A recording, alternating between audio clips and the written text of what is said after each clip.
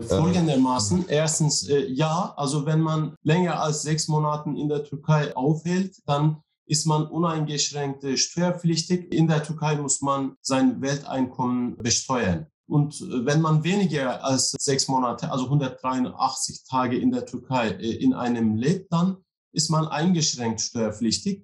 In diesem Fall kann man nur bestimmte Einkommen, was man in der Türkei erzielt hat, je nach Doppelbesteuerungsabkommen in der Türkei zu besteuern.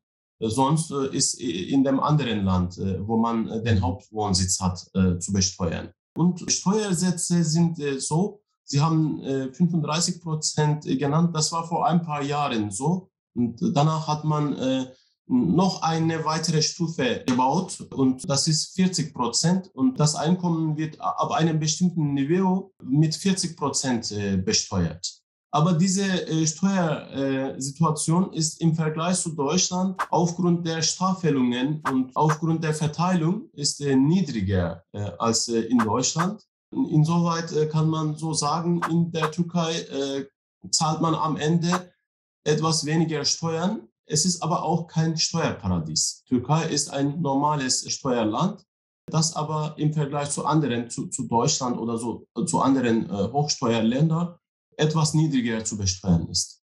Also ist die Attraktivität dann in erster Linie die niedrigen Lebenskosten, die Sie schon erwähnt haben, ne? Steuern etwas niedriger. Etwas, also bei den Steuern gibt es schon Vorteile im Vergleich zu, aber nicht im Vergleich zu den niedrigen Steuerländern wie Schweiz oder Malta oder andere Länder, Irland auch vielleicht nicht. Aber wie Sie sagen, Lebensunterhaltskosten sind deutlich niedriger. Wenn wir jetzt mal zum Beispiel über Kapitalerträge sprechen, mal angenommen, ich lebe jetzt in der Türkei, dann habe ich gelesen, ich glaube, es war auf der Webseite von KPMG, dass Dividenden nur dann zu besteuern sind, wenn sie von einer türkischen Gesellschaft ausgeschüttet werden.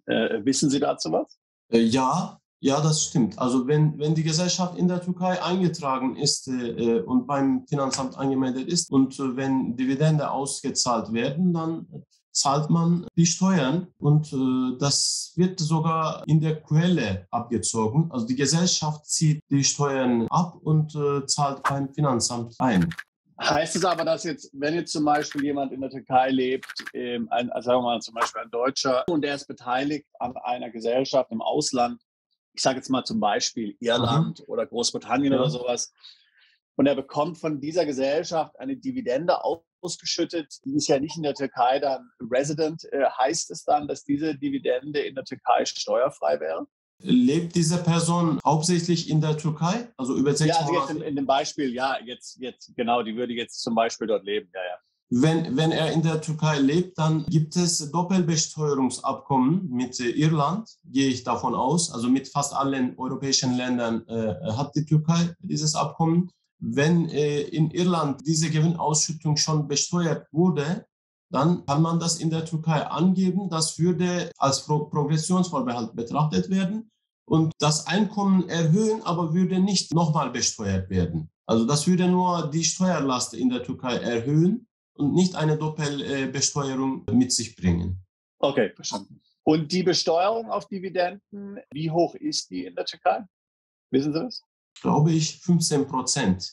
Also 15% muss als Quellensteuer gezahlt werden. Kann auch 10% sein. Ich bin nicht 100% sicher, aber 15 oder 10%, es ändert sich. Das heißt aber nicht, dass das die einzige Steuer bei Dividendeneinkommen ist. Man muss auch dann in seiner Einkommenssteuererklärung das angeben und je nach Höhe des eigenen Einkommens weitere Steuern zahlen. Und das ist dann bis 40% dann. Verstanden. Ja. Das heißt, die Kapitalerträge werden versteuert wie normales Einkommen, ja? Ganz genau. Eine Quellensteuer, die bereits bezahlt wurde, und plus wird dann entsprechend anerkannt, wird entsprechend angerechnet werden, ja? Ganz genau angerechnet, ja.